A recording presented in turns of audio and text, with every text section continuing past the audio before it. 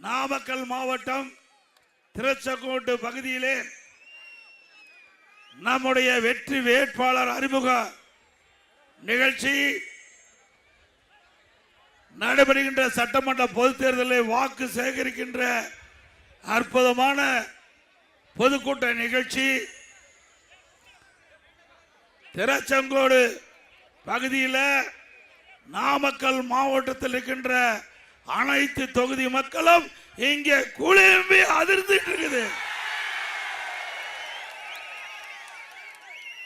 உங்களுடைய உற்சாகம் ஆரவாரம் எழுச்சி நடைபெறுகின்ற சட்டமன்ற பொது தேர்தலில் அதிமுக வெற்றி. நம்முடைய வேட்பாளர் வெற்றி பெற்று விட்டார்கள். இன்னைக்கு கிராமத்தில் ஒரு பழமொழி சொல்லுவாங்க, விளையும் பயிர் முளையிலே தெரியும் சொல்லுவாங்க. அதுபோல நம்முடைய வெற்றி உங்களுடைய முகத்தில் இருக்கின்ற பிரகாசமே சாட்சி. எங்க பார்த்தாலும் மக்கள் வெள்ளம் கடல் போல் காட்சி அளிக்கின்றது. இந்த கடல் போல் காட்சி அளிக்கின்ற மக்கள் வெள்ளமே எதிரிகளை வீழ்த்துகின்ற ஆயுதம். இந்த சிறப்பான எழுச்சிமிகு தேர்தல் பிரச்சார கூட்ட நிகழ்ச்சியிலே தலைமை தாங்கி இருக்கின்ற மாவட்ட செயலாளர் சட்டப்பேரவை உறுப்பினர் முன்னாள் அமைச்சர் சகோதரர் திரு பி தங்கமணி அவர்களே, மரியாதைக்குரிய அமைப்பு செயலர் ராஜா அவர்களே, முன்னாள் எம்பி முன்னாள் அமைச்சர் டாக்டர் பி சரோஜா அவர்களே, முன்னாள் எம்எல்ஏ திருமதி கே கலாவதி அவர்களே, முன்னாள் எம்எல்ஏ சகோதரர் KPP பாஸ்கர் அவர்களே, முன்னாள் எம்எல்ஏ திருமதி பொன் சரஸ்வதி அவர்களே, வழக்கறிஞர் திரு AV பாலுசாமி அவர்களே, மற்றும் நம் கூட்டணியில் அங்கமைக்கின்ற பாஜக மாவட்ட தலைவர் திரு சரவணன் அவர்களே, பாஜக மாவட்ட மேற்கு தலைவர் திரு M ராஜேஷ்குமார் அவர்களே, பாமக மேற்கு மாவட்ட திரு TN சுதாகர் அவர்களே, மத்திய மாவட்ட பாஜக செயலாளர் திரு வைக்கல் ரமேஷ் அவர்களே, பாமக கிழக்கு மாவட்ட திரு OP பொன்னுசாமி அவர்களே, அம்மா மக்கள் முன்னேற்ற கழக மேற்கு மாவட்ட KP நல்லியப்பன் அவர்களே, வடக்கு மாவட்ட செயலாளர் திரு AP பழனிவேல் அவர்களே, தெற்கு மாவட்ட திரு C ராஜேந்திரன் அவர்களே, தமாக மேற்கு மாவட்ட திரு செல்வகுமார் அவர்களே, கிழக்கு மாவட்ட திரு இளங்கோவன் அவர்களே, இந்திய ஜனநாயக கட்சியினுடைய சகோதரர் திரு முத்துராஜ் அவர்களே, மற்றும் நம் கூட்டணியில் அங்க வைக்கின்ற பல்வேறு கட்சியினுடைய தலைவர்களே, நிர்வாகிகளே, வரிந்து சிறப்பித்துக் கொண்டிருக்கின்ற புதிய நீதி கட்சியை சேர்ந்த நிர்வாகிகளே, தொண்டர்களே, தமிழ் மக்கள் முன்னேற்ற கழகம், கொங்கு நாடு முன்னேற்ற கழகம், தமிழ்நாடு பகுஜன் சமாஜ் கட்சி, கொங்கு நாடு மக்கள் கட்சி, இந்த கட்சி சேர்ந்த தலைவர்களே, நிர்வாகிகளே, பெரியவர்களே, தாய்மார்களே, வாக்காளர் மக்களே, விசைத்தறி தொழிலாளர்களே, விவசாயிகளே, விவசாய தொழிலாளர்கள், பத்திரிகையாளர்களே, ஊடக நண்பர்களே, அத்தனை பேருக்கும் என்னுடைய முதற்கண் நன்றி கலந்த வணக்கம். நல்ல வெயில் மண்டையை பிளந்துகிட்டு இருக்குது. ஆக எவ்வளவு வெயில் அடிச்சாலும் வருகின்ற தேர்தலிலே எதிரியை வீழ்த்துவதுதான் எங்களுடைய லட்சியம். வெயில்களுக்கு பற்றி கவலை இல்லை, எதிரியை வீழ்த்துதான் எங்களுடைய முதல் சபதம். அவ்வளவு வெயிலை பொறுக்க முடியாம இங்கே வந்து குழுமி இருக்கின்ற அத்தனை வாக்கா பெருமக்களுடைய பாதம் தொட்டு வணங்குகின்றேன். இன்றைக்கு நம்முடைய நாமக்கல் மாவட்டம்னா அதிமுக கோட்டை. நம்முடைய சட்டமன்ற தொகுதியில் அதிமுக பாரதிய ஜனதா இணைந்து தேசிய ஜனநாயக கூட்டணி அமைச்சிருக்கிறோம்.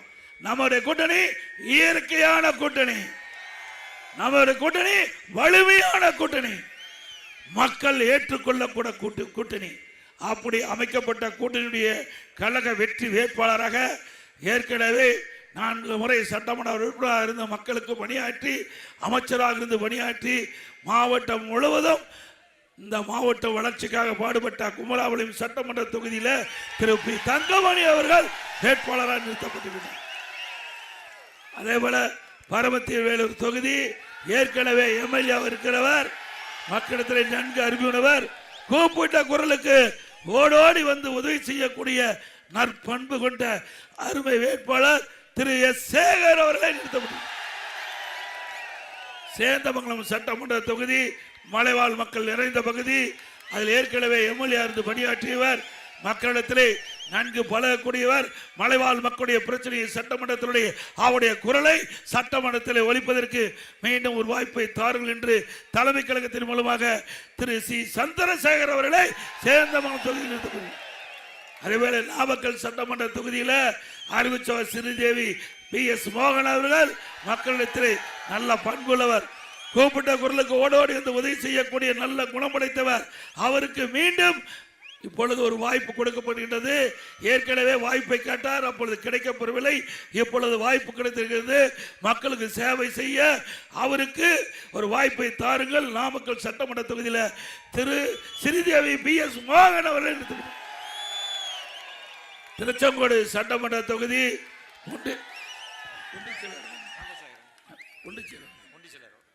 ஆக அவர் வடக்கு ஒன்றிய செயலாளர் இருந்தவர். ஏற்கனவே நான் எம்பியா இருந்த போதெல்லாம் நண்பு அறிமுகமானவர், ஒரு உழைப்பாளி. திருச்செங்கோடு என்று சொன்னால் இதுக்கு வரலாறு இருக்குது. அப்படி வரலாற்று மிக்க இந்த தொகுதியில் தலைமை கழகத்தில் திருச்செங்கோடு சட்டமன்ற தொகுதிக்கு திரு ஆர் சந்திரசேகர் அவர்களை நிறுத்தப்படும். ஆக குமராபாளையம் சட்டமன்ற தொகுதி, பரமத்தி வேலூர் சட்டமன்ற தொகுதி, சேந்தமங்கலம் சட்டமன்ற தொகுதி, நாமக்கல் சட்டமன்ற தொகுதி, திருச்செங்கோடு சட்டமன்ற தொகுதி திரு பி தங்கமணி அவர்கள், திரு எஸ் சேகர் அவர்கள், திரு சந்திரசேகர் அவர்கள், திரு ஸ்ரீதேவி பி எஸ் மோகன் அவர்கள், திரு ஆர் சந்திரசேகர் இவர்கள் இரட்டை சின்னத்திலே வாக்களிங்க.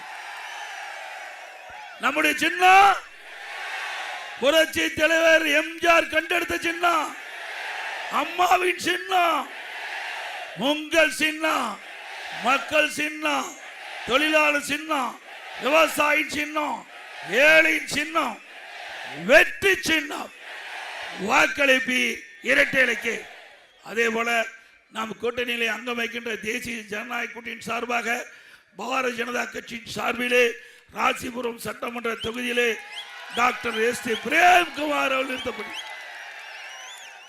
அவர் டாக்டர், மக்களிடத்தில் எளிமையாக பழகக்கூடியவர், நல்ல பண்புள்ளவர். உங்களுக்கு இந்த ராசிபுரம் சட்டமன்ற தொகுதி மக்களுக்கு தேவையான திட்டங்களை பெறுவதற்கு சட்டமன்றத்தில் குரல் கொடுக்க அவருக்கு ஒரு வாய்ப்பை தாருங்கள் என்று உங்கள் முன் இருகர கோபி வேண்டி கேட்டுக் கொண்டிருக்கின்றார். அவருக்கு தாமரை சின்னத்திலே வாக்களிக்க வேண்டும். அவருக்கு நல்லா சவுண்டா சொல்லுங்க. அவருக்கு ஆக அண்ணா திமுக வேட்பாளருக்கு, பாரதிய ஜனதா வேட்பாளருக்கு ஆக இரட்டை சின்னத்திற்கு வாக்களிக்கவும், அதே போல தாமரை சின்னத்திற்கு வாக்களிக்க வேண்டும் என்று அன்போடு அனைவரையும் இருவரும் வேண்டிக்கிட்டு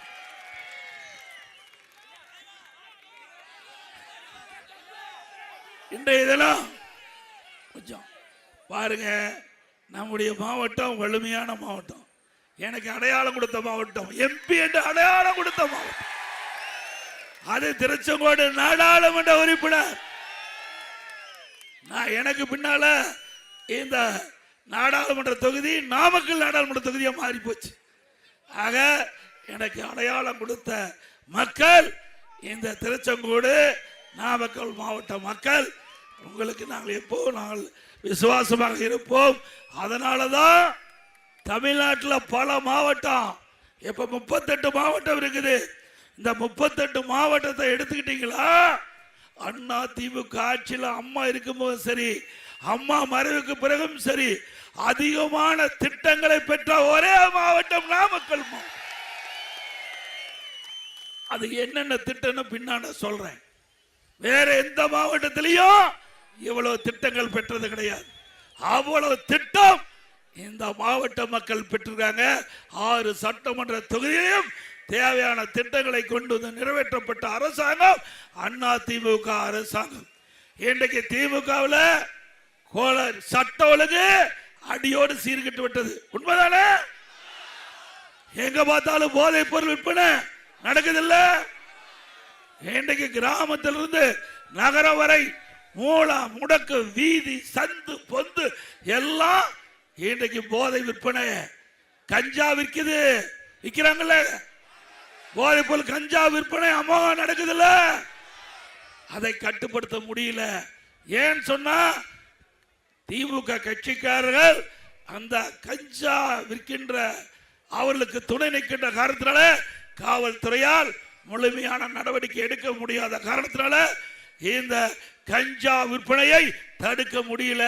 இதனால இந்த பகுதி கல்வி கூட நிறைந்த பகுதி, கல்வி மாவட்டம் நாமக்கல் மாவட்டம். இங்க இருக்கின்ற மாணவர்கள் இளைஞர்கள் இந்த கஞ்சா போதைக்கு அடிமையாகி அழியக்கூடிய நிலையை பார்க்கிறோம். ஒரு மோசமான நிலை இப்போ தமிழகத்தில் மாணவர்கள் இளைஞர்கள் பொதுமக்கள் கஞ்சாவுக்கு அடிமையாகி பல்வேறு குற்றச் செயலில் ஈடுபடுறாங்க.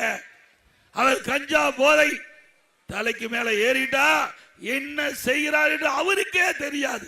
அப்படிப்பட்ட போதை பொருள் கஞ்சா.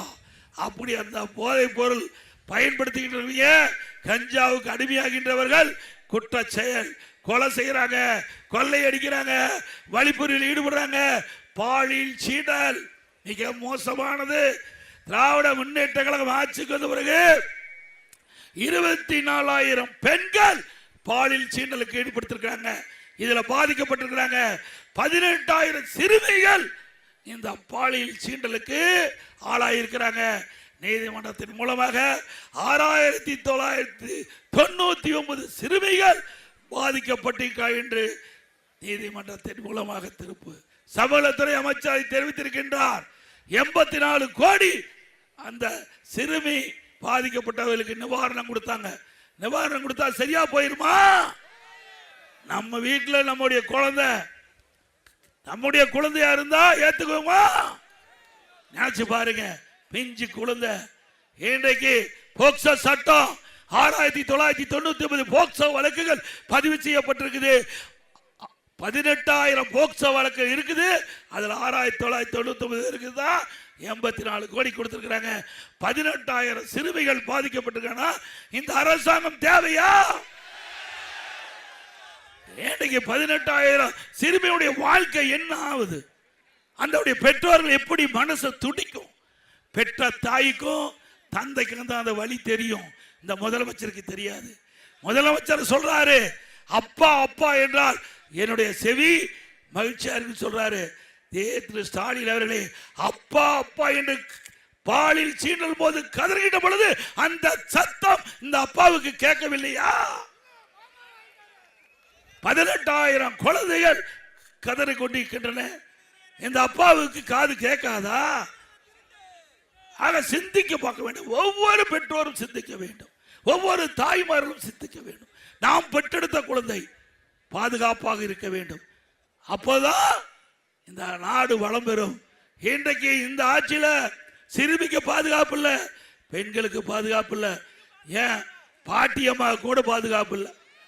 இனிமே பாட்டியம்மா கூட தனியா விட்டுட்டு போக முடியல. அப்படிப்பட்ட ஒரு மோசமான கேவலமான ஆட்சி தமிழகத்தில் நடந்துகிட்டு இருக்குது. உண்மைதானே? 80 வயசு 84 வயசு எவ்வளவு?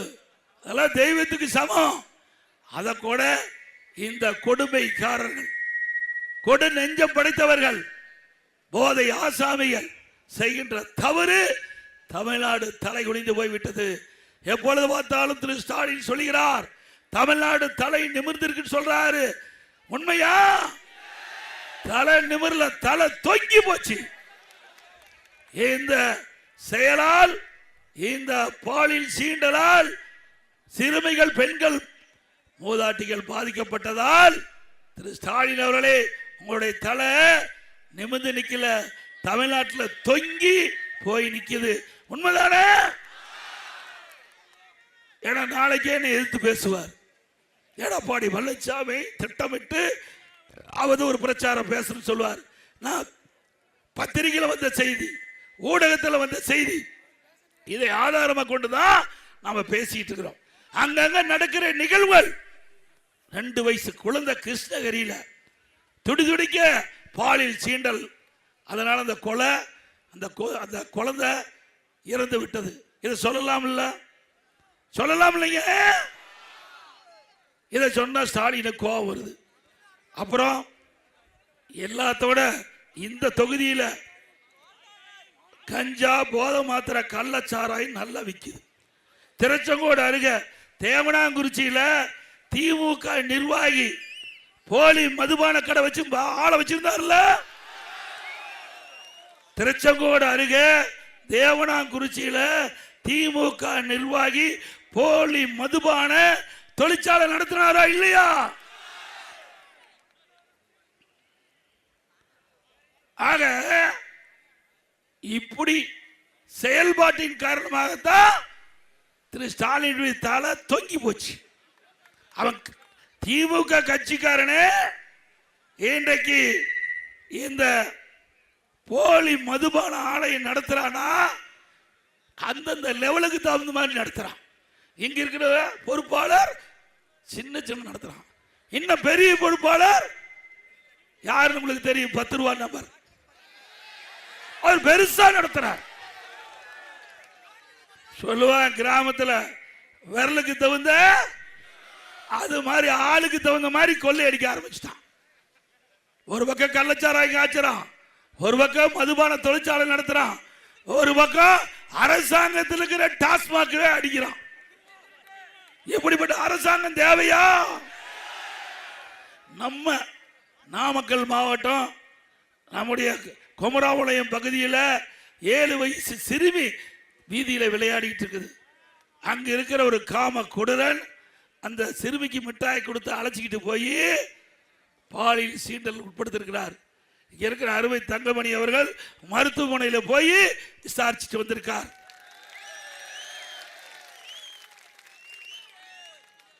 ஏதாவது பயம் இருக்க வேணும்ல, காவல்துறை கண்டா பயம் இருக்க வேணும்ல, ஒரு ஆட்சியாளர் தவறு செய்தன்னு சொன்னால் பயம் இருக்க வேணுமா வேண்டாமா?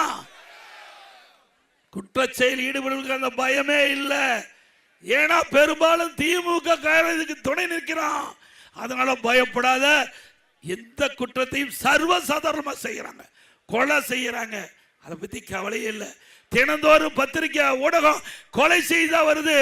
முதல்லாம் பத்திரிகை ஊடகத்திலையும் பாத்தீங்களா தங்கம் என்ன விலை நிலவரம் வரும், வெள்ளி நிலவரம் என்னன்னு வரும்.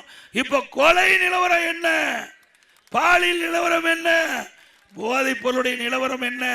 இப்படிப்பட்ட ஆட்சி தொடர வேண்டுமா? அதோட இன்னும் பார்த்தீங்களா இன்னொரு கேவலமான, அதாவது இந்த முதலமைச்சர் ஸ்டாலின் சொல்றார் தமிழகத்தில் வறுமை என்ற நிலையே இல்லை. தண்ணி கொடுத்துரு, வறுமை என்ற இல்லையா? உண்மையா? அப்படி வறுமை இல்லை என்றால் எதுக்கு கிட்னியை வந்து விற்கிறாங்க? வறுமை இல்லை என்றால் எதற்கு கிட்னி விற்கிறாங்க? வறுமை கொடுமை, வறுமை என்பது கொடுமை, கொடுமையிலும் கொடுமை வறுமை என்பது. ஆக அப்படிப்பட்ட வறுமையை பயன்படுத்தி இங்கே இருக்கின்ற ஆளுங்கட்சியை சேர்ந்த ஒரு எம்எல்ஏ ஒரு மருத்துவமனை நடத்துறாரு. பணத்தாசை காட்டி அவரை அழைத்து போய் முறைகேடா கிட்னிய அபகரிச்சிட்டாங்க.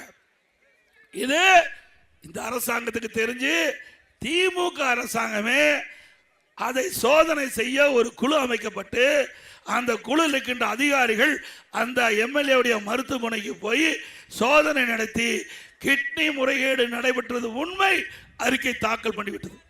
நடவடிக்கை எடுக்கணும்ல.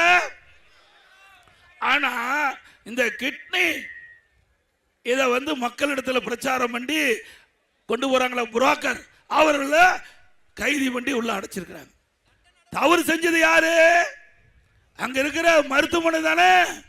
அவர் தானே இந்த கிட்னிய கட் பண்ணி எடுக்கிறாங்க. முறைகேடு எடுத்தது அவர்கள் தானே. அவர்கள் மீது நடவடிக்கை இல்லை. யார் இந்த கிட்னி கொடுக்கின்றவர்களை கமிஷனுக்காக புரோக்கர் அழைத்திட்டு போய் மருத்துவமனைக்கு விடுறாங்க பாரு, அவர்களை கைது பண்ணி அப்படியே கேஸை க்ளோஸ் பண்ணிட்டாங்க. திரு ஸ்டாலின் அவர்களே, உங்களுடைய எம்எல்ஏ, உங்களுடைய ஆட்சி நீங்களே சோதனை பண்ணீங்க, முறைகேடு இருப்பதாக கண்டுபிடிக்கப்பட்டீங்க. ஆனால் சம்பந்தப்பட்ட அந்த மருத்துவமனை நிர்வாகத்து மீது நடவடிக்கை எடுக்கல. அதிமுக ஆட்சிக்கு உடனே சட்டப்படி விசாரிக்கப்பட்டு நடவடிக்கை எடுக்கப்படும். நம்முடைய பொதுமக்களுக்கும் நம்முடைய கட்சி நிர்வாகி தொண்டருக்கெல்லாம் சொல்லிடுறேன், உற்றார் ஒருவர் நண்பர் எல்லாம் சொல்லுங்க. நீ ஏதாவது திமுக கட்சிக்காரன் நடத்துகிற மருத்துவமனையில் போய் ஆப்ரேஷன் பண்ணியிருந்தா போய் ஸ்கேன் பண்ணி பார்த்துக்குங்க, உள்ள உறுப்பு இருக்குதா இல்லையான்னு பார்த்துக்குங்க. நான் விளையாட்டா சொல்ல, குமராபாளையத்தில் இதே மாதிரி ஒரு பெண்மணிக்கு பணத்தாசு காட்டி கிட்னி எடுக்க கூடி அழைச்சிக்கிட்டு போய் பிறகு கல்லீரல் எடுத்துட்டாங்க. கல்லீரல் அந்த அம்மா நோய்வாய்ப்பட்டு அதை வழி விட்டுருங்கப்பா போட்டோம். நல்லா சிந்திச்சு பாருங்க. அந்த பெண்மணி போய் வறுமையின் காரணமா கிட்னி கொடுக்குறாங்க. ஆனா கிட்னிக்கு பதிலாக கல்லீரல் எடுத்துட்டாங்க. அந்த பெண்மணிக்கு உடல்நிலை சரியாம மருத்துவமனையில் போய் ஸ்கேன் பண்ணி பார்க்கும்போது தான் தெரியுது கிட்னிக்கு பதிலாக கல்லீரல காணோம். எவ்வளவு கொடுமை! இப்படிப்பட்ட ஆட்சி வேணுமா? விளையாட்டா நினைக்காதீங்க. இந்த ஆட்சியால் நடுக்கின்ற இந்த ஆட்சி கொடுமையான ஆட்சி. இன்றைக்கு மக்களை பாதுகாப்பதற்கு பதிலாக மக்களை வஞ்சிக்கின்ற அரசு. இன்றைக்கு வறுமை என்ற ஒரு கொடுமையை பயன்படுத்தி இன்றைக்கு மக்களுடைய உறுப்புகளை திருடுகின்ற அரசாங்கம் தேவையா? அது மட்டுமல்ல, அந்த எம்எல்ஏ சொல்றாரு, அங்கெல்லாம் பேட்டி கேட்கிறாங்க, இப்படி கிட்னி முறைகேடு நடைபெற்றதா பத்திரிகையில் வந்த செய்தி, இதுக்கு பதில் என்னன்னு அந்த எம்எல்ஏ அவர்களை கேட்கின்ற பொழுது, திமுக எம்எல்ஏ கேட்கின்ற பொழுது அவர் சொல்றார், இந்த ஊர்ல இருக்கிற கிட்னி எல்லாம் கழட்டினா தான் ரோல்ஸ் ராய்ஸ் கார் வாங்க முடிகிறார். என்ன, அந்த காரு 12 கோடியாம். அந்த ஊர்ல இருக்கிற அத்தனை பேருக்கு கிட்னி கழட்ட வேணுமா? இப்படிப்பட்ட கட்சி நாட்டை ஆளலாமா? எவ்வளவு கொடுமை, எவ்வளவு பண திரும்பு, எவ்வளவு வாய் கொழுப்பு! சிந்திச்சு பாருங்க. மனிதனா பிறந்தா ஆசை வேணும். ஆனா இப்படி பேராசை பிடித்து இன்றைக்கு பேய் மாதிரி அடையக்கூடாது. இப்படி மக்களை துன்புறுத்தி அவர்களை மனிதராக பார்க்காமல் ஒரு தரம் தாழ்ந்து இப்படிப்பட்ட செயலில் ஈடுபடுவதற்கு தகுந்த தண்டனை இந்த தேர்தலில் வழங்குவீங்களா? அதே போல இன்றைக்கு இந்த பகுதி வேளாண்மை சிறந்த பகுதி. லாரி தொழில், ரிக் தொழில், விசத்தறி தொழில், கைத்தறி தொழில், அப்புறம் ஸ்பின்னிங் மில் எல்லாமே பணியாற்றிட்டு இருக்கிறீங்க. இப்படிப்பட்ட தொழில் இந்த ஆட்சியில முடங்கி போச்சு. இந்த தொழில் ஈடுபட்டிருக்கிறீங்களா? இன்றைக்கு வேற வழி இல்லாம வாழ்ந்துட்டு இருக்கிறாங்க. வாழ்வாதாரம் பாதிக்கப்பட்டது. விசத்தறி தொழில் இன்றைக்கு அந்த தொழில் நலிவடைந்து அந்த விசைத்தறிகள்லாம் எடைக்கு போடுகின்ற அவல நிலையில இந்த ஆட்சி வந்துட்டது. வந்ததில்ல? அதனால தானே இந்த கிட்னி முறைகேடு நடக்குது. இப்படி வறுமையினால மக்கள் துன்பப்பட்டு இருக்கிறாங்க. கைத்தறி அதே நிலைதான், அவர்களும் பாதிக்கப்பட்டிருக்காங்க. அண்ணா திமுக ஆட்சி வந்தவுடனே கைத்தறி சிறக்கும், விசைத்தறி சிறந்து விளங்கும். இன்றைக்கு கைத்தறிக்கு வழங்கப்படுகின்ற 300 யூனிட் விலையில்லாம கொடுக்கிறோம். அதை 450 யூனிட்டாக விலையில்லாம கொடுக்கும். விசைத்தறிக்கு இப்பொழுது 1000 யூனிட் விலையில்லாம கொடுக்கிறோம். அண்ணா திமுக ஆட்சி அமைந்தன 1400 யூனிட் விலையில்லாம கொடுப்போம். நம்முடைய நெசவாளருக்கு பசு வீடுகள் கட்டி கொடுக்கப்படும். ஏற்கனவே அண்ணா திமுக ஆட்சி இருக்கும் பொழுது நம்முடைய நெசவால் உற்பத்தி செய்யப்பட்ட அந்த துணிகள் எல்லாம் தேங்கி கிடந்தன. அதனால நம்முடைய நெசவாளர்கள் பாதிக்கப்பட்டு என்னிடத்தில் கோரிக்கை வைத்தார்கள். இதற்கு மானியம் கொடுத்து இந்த தேங்கிய துணிகள் விற்பனை செய்வதற்கு அரசு நடவடிக்கை எடுக்க வேண்டும் என்று அவருடைய கோரிக்கை ஏற்று அண்ணா திமுக அரசு இருக்கின்ற பொழுது 350 கோடி இந்த கைத்தறி துணிகள் விற்பனை செய்வதற்கு மானியமாக கொடுத்தது அண்ணா திமுக. அதே போல 65 வயதை நிரம்பிய நம்முடைய நெசவாளர் பெருமக்களுக்கு 1000 ரூபாய் ஓய்வூதியம் கிடைப்பது. இனி அதிமுக ஆட்சியில் 2500 ரூபாய் ஓய்வூதியம் மாதந்தோறும் கிடைக்கும்.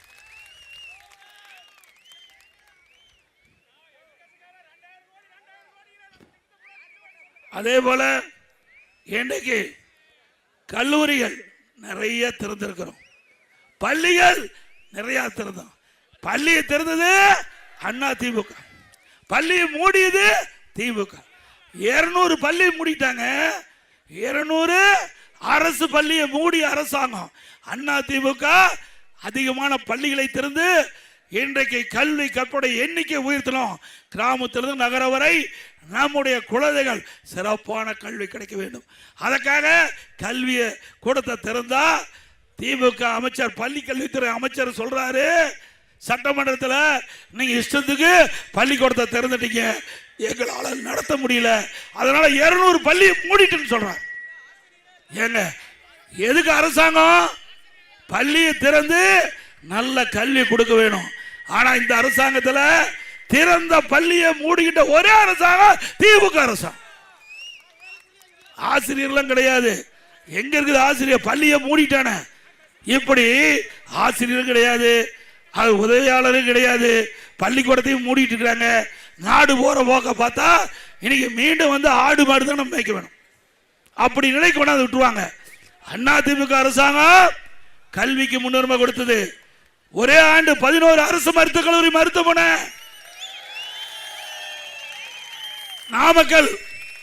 நாமக்கல் மாவட்டத்தில் உங்களுடைய கோரிக்கையை ஏற்று, உங்களுடைய மாவட்ட சார்பில் தங்கமணி அவருடைய கோரிக்கையை ஏற்று, கழக நிர்வாகிகளுடைய கோரிக்கை ஏற்று 400 கோடியில நாமக்கல்ல பிரம்மாண்டமான அரசு மருத்துவக் கல்லூரி மருத்துவமனை கொண்டாந்தோம்ல.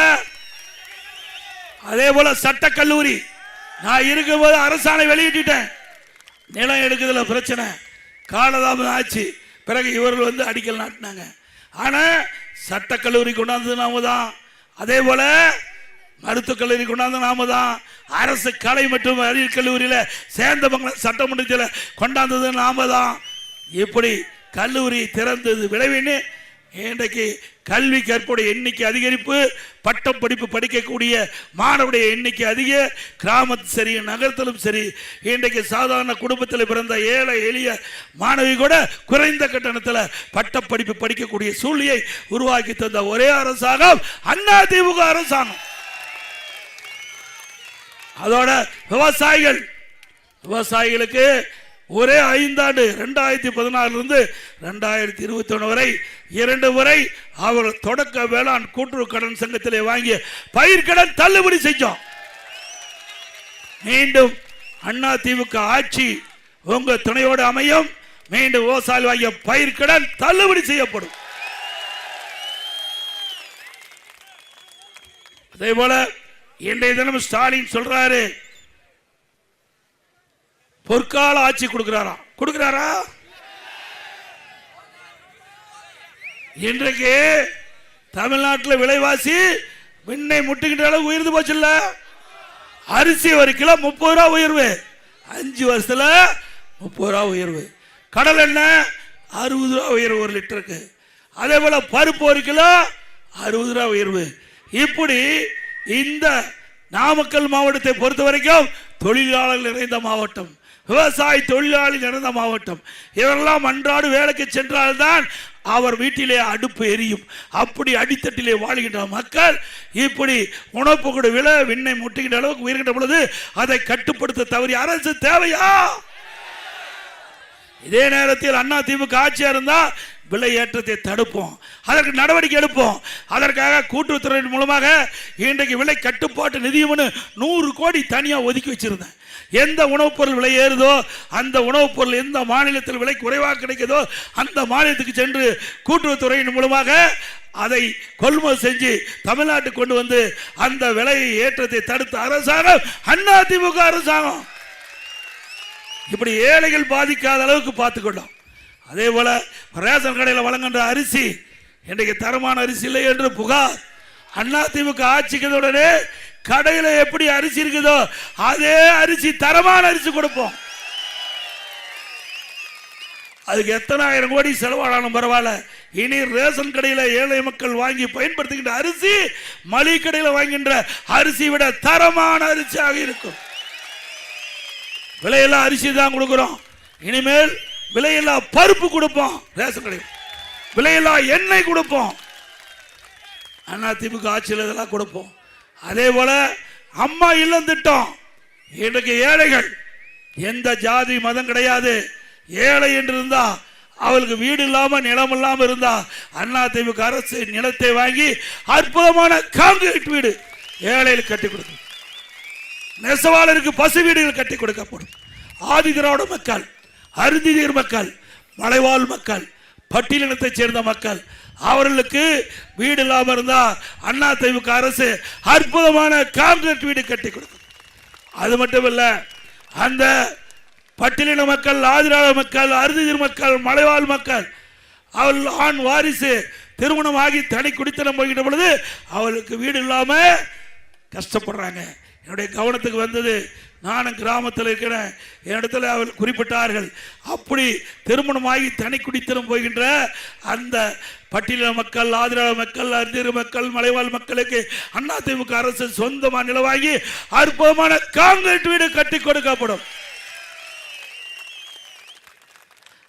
அதே போல இன்றைக்கு நகராட்சி, மாநகராட்சி, பேரூராட்சியில் இன்றைக்கு வீட்டு வரி 100% உயர்த்தியாச்சு. கடை வரி 150% உயர்த்தியாச்சு. இன்றைக்கு குடிநீருக்கு வரி போட்டாச்சு, குப்பைக்கு வரி போட்டாச்சு. அதோட மின் கட்டணம் 67% உயர்ந்தாச்சு. 67% மின் கட்டணம் உயர்ந்தாச்சு. ஒரு பக்கம் விலைவாசி உயர்ந்தாச்சு, மறுபக்கம் இன்னைக்கு மின் கட்டணம் உயர்வு, வீட்டு வரி, கடை வரி எல்லாம் உயர்வு. இப்படி மக்கள் கடுமையாக பாதிக்கப்பட்டிருக்காங்க. கட்டுமான பொருட்கள் விலை கேட்க வேண்டிய அவசியமே இல்லை. இதே திராவிட முன்னேற்ற கழக அரசு அவருடைய தேர்தல் அறிக்கையில் 2021 சட்டமன்ற பொது தேர்தல் போது அறிக்கை வெளியிட்டாங்க.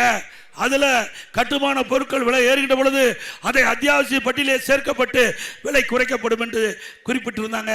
நான் சட்டமன்றத்தில் துறையினுடைய அமைச்சர் கேட்டேன், நீங்க தேர்தல் அறிக்கையில் குறிப்பிட்டிருக்கிறீங்க கட்டுமான பொருட்கள் விண்ணை முட்டுகின்ற அளவுக்கு உயர்ந்து போச்சு, இதை குறைப்பதற்கு நீங்க கொடுத்த வாக்குறுதியின்படி நீங்க நடந்துக்குங்க. இதை கட்டுமான பொருட்கள் விலை உயர்கின்ற பொழுது அத்தியாவசிய பட்டியலில் சேர்த்து விலை குறைத்துக்கு நடவடிக்கை எடுக்கணும். பேச்சே காணோம், எல்லாம் கமிஷன் வருது. அதனால வாயே திறக்கல. சல்லி விலை உயர்ந்தாச்சு, எம்சாண்ட் விலை உயர்ந்தாச்சு, செங்கல் விலை உயர்ந்தாச்சு, கம்பி விலை உயர்ந்தாச்சு, சிமெண்ட் விலை உயர்ந்தாச்சு, மரம் 200% உயர்ந்தாச்சு. இனிமேல்லாம் நடுத்தர மக்கள், ஏழை மக்கள் வீடு கட்டுறதா நல்லா அயர்ந்து தூங்கும் போது வீடை கட்டி மயிலாம். கனவுல இந்த ஆச்சரிய வரைக்கும் நிஜத்தில் வீடே கட்ட முடியாது. அதே போல இன்றைய தினம் முதலமைச்சர் பேசுறார்.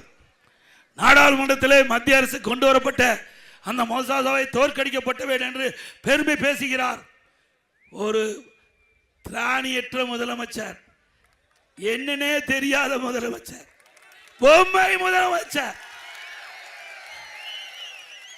மத்திய அரசு என்ன கொண்டாந்தது? பெண்களுக்கு 33% இடஒதுக்கீடு சட்டமன்றத்திலையும் நாடாளுமன்றத்திலையும்.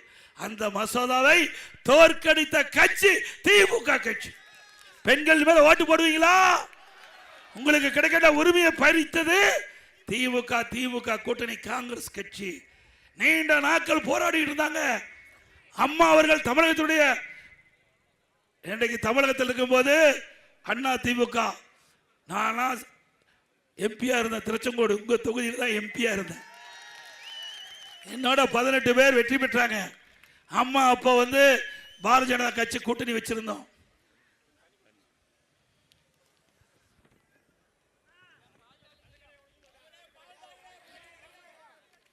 அப்பொழுது அம்மாவுடைய வேண்டுகோளை ஏற்று அன்றைய தினம் பாரத பிரதமர் திரு மறைந்த வாஜ்பாய் அவர் பிரதமராக இருந்தார். 33% இடஒதுக்கீடு சட்டமன்றத்திலையும் நாடாளுமன்றத்திலையும் வழங்குவதற்கு பாரத பிரதமர், அன்றைய பாரத பிரதமர் வாஜ்பாய் அவர்கள் அம்மா வைத்த கோரிக்கை ஏற்று அப்ப அண்ணா திமுக கட்சியை சேர்ந்த திரு அண்ணன் தம்பித்துறை அவர்கள் சட்டத்துறை அமைச்சராக இருந்தார். நான் எம்பியா இருந்தேன், உங்களால் தேர்ந்தெடுக்கப்பட்ட எம்பியா இருந்தேன். அப்பொழுது அந்த 33% இடஒதுக்கீடு மசோதாவை நாடாளுமன்றத்தில் தாக்கல் செஞ்சு வருகின்ற பொழுது அதை பேச ஆரம்பித்தார் முலாயம் சிங் யாதவ். அவருடைய எம்பி நம்முடைய தம்பித்துறை அண்ணா வைத்திருந்த அந்த மகளிர் இட மசோதாவை பிடுங்கி கிழிச்சிட்டார்.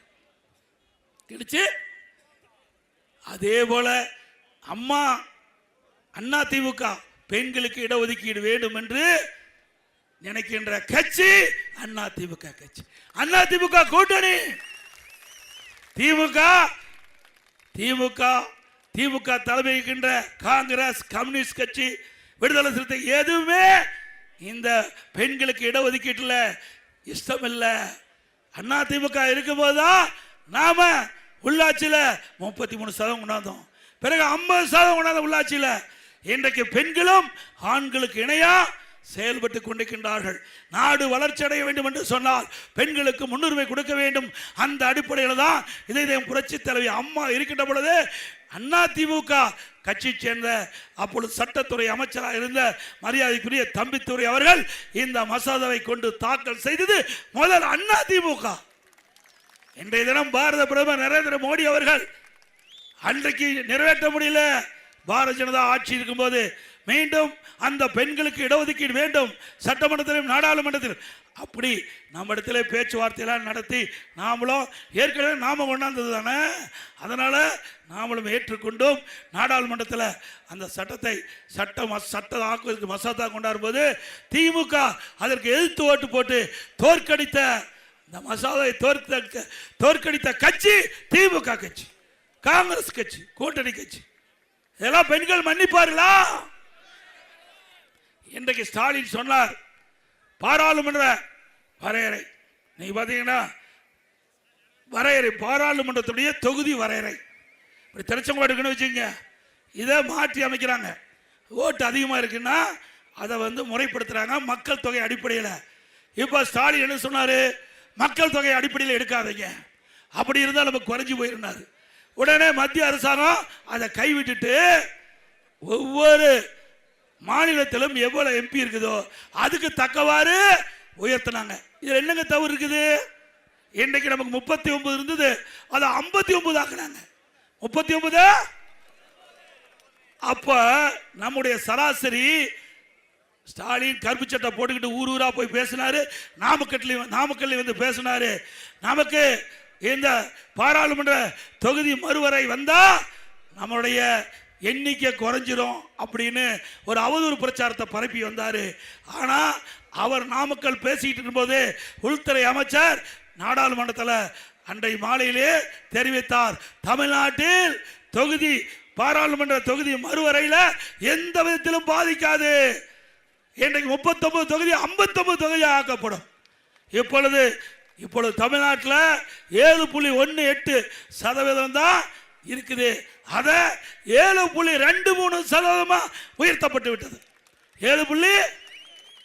அப்ப மத்திய அரசு நமக்கு சாதகமா தான் இருந்தது. அதனால கருப்பு சட்டை கழட்டிட்டார். இப்ப வீரமா பேசுறார், நாங்க தோற்கடிச்சிட்டோம்னு. திரு ஸ்டாலின் அவர்களே, நாட்டு மக்களை தோற்கடிச்சிட்டீங்க. நீங்க தோற்கல, நாட்டு மக்களை, அவருடைய கனவுகளை, நாட்டு மக்களுடைய கனவுகளை சிதைத்து விட்டீர்கள். இன்றைக்கு நம்முடைய பெண்களுடைய கனவை சிதைத்து விட்டீர்கள். சிந்திக்க வேண்டும். ஒவ்வொரு பெண்களும் தங்களுக்கு சட்டமன்றத்தில் 33%, நாடாளுமன்றத்தில் 33%, அதை தடுத்து நிறுத்தி அதற்கு கொண்டு வந்த மசோதாவுக்கு எதிர்த்து ஓட்டடித்த திமுகவுக்கு, காங்கிரசுக்கு, கூட்டணிக்கு தகுந்த பாடத்தை புகுட்டுவீர்களா? அதே மாதிரி நாடாளுமன்ற தொகுதி மறுவரை நாம் நினைச்சதை மத்திய அரசு கொண்டு வந்தது. நாம் நினைத்ததை மத்திய அரசு கொண்டாந்தது. ஆனா ஸ்டாலின் தப்பு கணக்கு போட்டாரு. தமிழ்நாட்டில் குறைஞ்ச இடம் தான் கிடைச்சு நினைச்சாரு. அதுக்கு மாறாக நாமெல்லாம் வைத்த வேண்டுகோளை ஏற்று மத்திய அரசு அற்புதமா அறிவிச்சது. 39 நாடாளுமன்ற தொகுதி 59 அறிவிச்சது. 7.18% 7.23% உயர்த்தி கொடுத்தது. இன்னைக்கு ஸ்டாலின் முகத்தில் கறி பூசிட்டாங்க. ஸ்டாலின் முகத்தில் இப்ப வீர வசனம் பேசுறார், நாங்க தோக்கடிச்சிட்டு. ஸ்டாலின் அவர்களே, நீங்க தோற்கடித்ததை தமிழ்நாட்டு மக்களை தோற்கடித்து விட்டீர்கள். தமிழ்நாட்டுடைய பெண்களுடைய உரிமையை பறித்து விட்டீர்கள். இதற்கு இந்த தேர்தலில் ஒவ்வொரு பெண்ணும் எண்ணி பார்க்க வேண்டும், ஒவ்வொரு பெண்களும் எண்ணி பார்க்க வேண்டும். தங்களுக்கு கிடைக்க வேண்டிய உரிமையை பறித்த திமுக, இதற்கு திமுகவுக்கு தகுந்த பாடத்தை புகட்ட வேண்டும் என்று அன்போடு இந்த நேரத்தில் கேட்கிறேன்.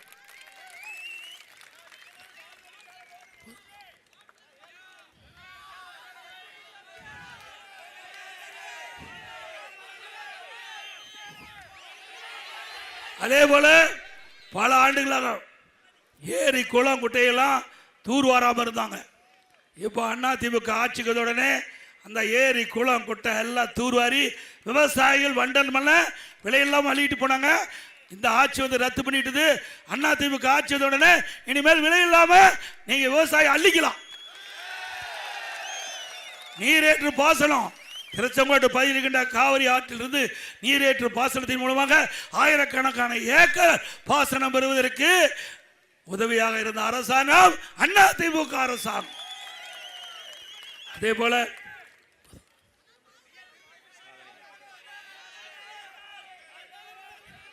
இன்றைக்கு திரு ஸ்டாலின் பேசுறாரு, அண்ணா திமுக ஆட்சியில் ஒண்ணுமே செய்யலின்னு.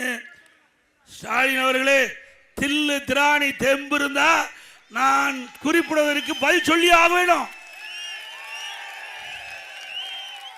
சொல்ல வேண்டும்ல.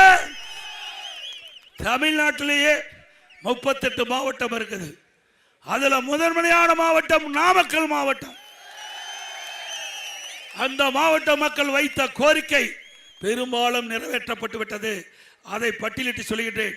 நாமக்கல் நகராட்சி கூட்டுக்குடி திட்டம் 250 கோடி. திருச்செங்கோடு குமராபாளையம் தொகுதி கூட்டுக்குடி திட்டம் 400 கோடி. திருச்செங்கோடு நகராட்சிக்கு தனி குடிநீர் திட்டம் 84 கோடி. நானே வந்து அடிக்கல் நாட்டினேன் முதலமைச்சர் இருக்கும் போது. ராசிபுரம் புதிய கூட்டுக்குடி திட்டம் 1000 கோடி மேற்கொள்ளப்பட்டது. நெடுஞ்சாலை துறையில் கணக்கே இல்லை. உங்களுடைய முன்னாள் அமைச்சர் தங்கமணி கேட்டது அத்தனையும் வாரி கொடுத்தாச்சு. நாமக்கல் முதல் திருச்செங்கோடு வரை, நாமக்கல் முதல் திருச்செங்கோடு வரை 4 வழிச்சாலை, சாரி 150 கோடி 4 வழிச்சாலை நாமக்கல் திருச்செங்கோடு. திருச்செங்கோடு முதல் மல்லிக்கலை வரை 2 வழிச்சாலை. திருச்செங்கோடு முதல் பரமத்தி வேலூர் வரை இந்த சாலை 2 வழிச்சாலை. திருச்செங்கோடு முதல் ஈரோடு 4 வழிச்சாலை 250 கோடி. ராசிபுரம் முதல் நாமக்கல் சேந்தமங்கல் வழியாக 2 வழிச்சாலை 278 கோடி. ஈரோடு முதல் பள்ளிமலை வரை காவிரி ஆற்றின் குறுக்கே 24 கோடியில் பாலம். எஸ்பிபி காலனி ரயில்வே மேம்பாலம் 39 கோடியில். எஸ்பிபி பேப்பர் மில் சுரங்கப்பாதை அமைக்கப்பட்டது. பள்ளிமலை முதல் சங்ககிரி வரை 4 வழிச்சாலை அற்புதமா போகுது எங்கள் தொகுதி வழியா. முள்ளுக்குறிச்சி முதல் செங்கரை தம்மம்பட்டி முதல் தேனூர், தேனூர் பாலப்பட்டி முதல் வால்வெல்குழி 3 கொல்லிமலை சாலைகள். திருச்செங்கோடு முதல் ஓமலூர் வரை 4 வழிச்சாலை. நாமக்கல் முசிறி தேசிய நெடுஞ்சாலை மற்றும் பல சாதனைகள். இங்கே நிலத்தடி நீரை தேக்கி வைக்க வேண்டும். உபரியாக மேட்டூர் அணையிலிருந்து உபரியாக போகின்ற நீர் தடுத்து நிறுத்த வேண்டும் என்ற அடிப்படையில் காவிரி ஆற்றின் குறுக்கே நஞ்சை புகழில் 400 கோடியில் பிரம்மாண்டமான தடுப்பணை. ராஜவாய்க்கால் 184 கோடியில் சீரமைப்பு. அற்புதமான மருத்துவக் கல்லூரி 400 கோடி. சட்டக்கல்லூரி 120 கல்லூரி. சேந்தமங்கலம் மற்றும் குமராபாளையத்தில் புதிய கலை மற்றும் அறிவியல் கல்லூரி. நாமக்கல் மாவட்டத்தில் தனி ஆவின் ஒன்றியம். குமராபாளையம் கொல்லிமலை மற்றும் மோகனூரில் புதிய தாலுகா அலுவலகம் அமைக்கப்பட்டது. நாமகிரிப்பேட்டை வரையறுக்கப்படாத பட்டா வழங்க நில அளவீடு செய்து பட்டா வழங்க ஆணை பிறப்பிது. அள்ளலாய இளைய நாய்க்கர் மன்னருக்கு மணிமண்டபம் கட்டி இது அண்ணா திமுக. நாமக்கல் புறவழிச்சாலை நாம தான் அமைச்சோம். திருச்செங்கோடு புறவழிச்சாலை நாம தான் அமைச்சோம். திருச்செங்கோடு அத்தனாரீஸ்வரர் ஆலயத்துக்கு போவதற்கு பாதை அமைச்சது நாம தான். இவ்வளவு செஞ்சோம்ல. திமுக ஒன்னாவது செஞ்சுதான் இந்த மாவட்டத்துக்கு.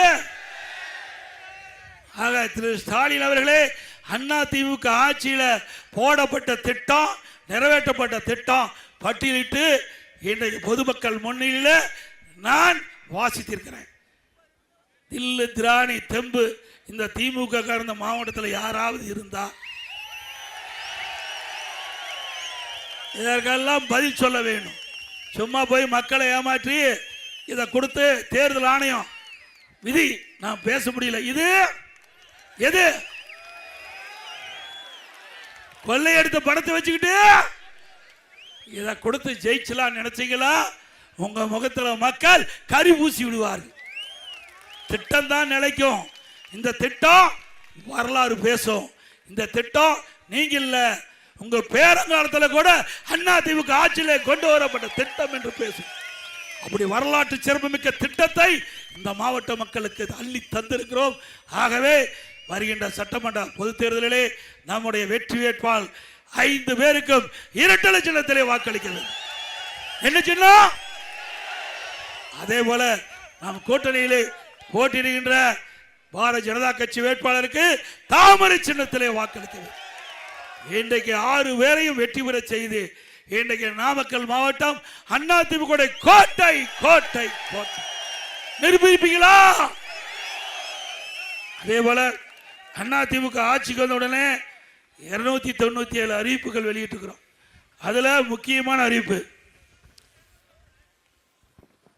இன்னைக்கு பார்த்தீங்கன்னா விலைவாசி உயர்வு, வரி உயர்வு, இதனால மக்கள் பாதிக்கிறாங்க.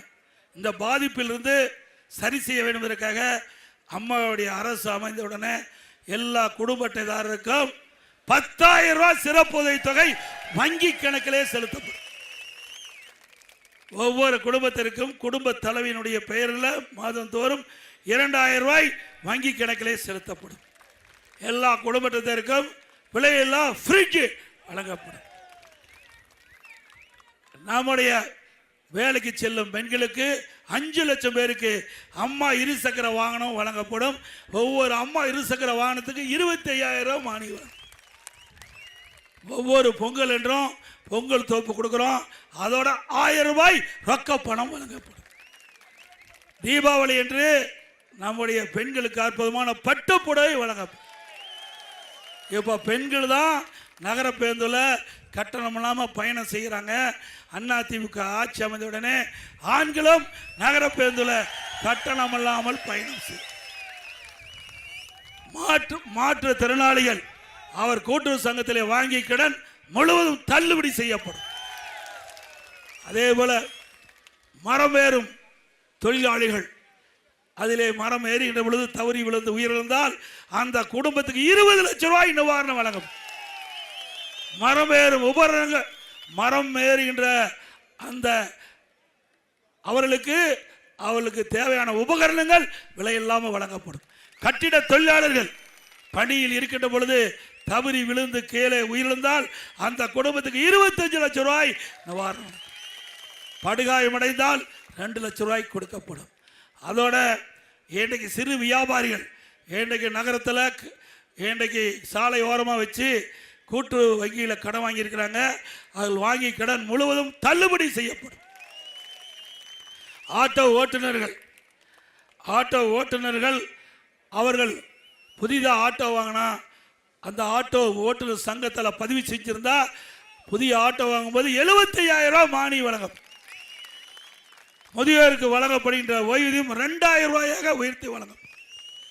படித்து பட்டம் பெற்று வேலை பழுவத்திலே பதிவு செஞ்சு வேலை கிடைக்காம இருக்கின்ற அந்த இளைஞர்களுக்கு வேலை கிடைக்கின்ற வரை மாதந்தோறும் 2,000 ரூபாய் உதவித்தொகை வழங்கப்படும். +2 வரை படித்தவர்களுக்கு 1000 ரூபாய் வழங்கப்படும். அதே போல இஸ்லாமியர்கள், கிறிஸ்துவ மற்றும் சிறுபான்மையை சேர்ந்த மகளிர் சுய தொழில் தொடங்க வட்டி இல்லாத கடன் வழங்கப்படும். இப்படி பல திட்டங்கள் அதிமுக ஆட்சியில் வழங்கப்படுவதோடு இப்போ கேபிள் கட்டணம் செலுத்திட்டு இருக்கிறீங்க, அதை பாதியாக குறைக்கப்படும். இப்போ 200 ரூபா வாங்கிட்டு இருக்காங்க நினைக்கிறேன். கேபிள் கட்டணம் 200 ரூபா, அதை 100 ரூபாயாக குறைக்கப்படும். ஆக அதிமுக ஆட்சியிலே அறிவிக்கப்பட்ட திட்டங்கள் 297, கூடுதலாக பல திட்டங்களை நாங்கள் அறிவிச்சிருக்கிறோம். அதையும் நிறைவேற்றி தருவோம் என்று இந்த நேரத்திலே தெரிவித்து நம்ம வெற்றி வேட்பாளர்களை வெற்றி பெற செய்ய வேண்டுமாய் இருகரம் கூப்பி மீண்டும் மீண்டும் உங்களை கேட்டுக்கொள்கிறேன். மக்களை காப்போம், தமிழகத்தை மீட்போம். மக்களை தமிழகத்தை மக்களை தமிழகத்தை மக்களை தமிழகத்தை ஸ்டாலின் மாடல் அரசு, ஃபெயிலியர் மாடல் அரசு. Bye bye Stalin. நான் சொல்றத அப்படியே திருப்பி சொல்லுங்க. அண்ணா திமுக வின்னிங். அண்ணா திமுக நல்லாட்சி கம்மி. நல்லாட்சி மிக திரளாக சிறப்பாக எழுச்சியாக தேர்தல் பிரச்சார கூட்டத்திலே வெயிலையும் பொருட்படுத்தாமல் கலந்து கொண்டுள்ள அத்தனை நல்ல உள்ளங்களுக்கும் நன்றி. இந்த சிறப்பான தேர்தல் பிரச்சார கூட்டம்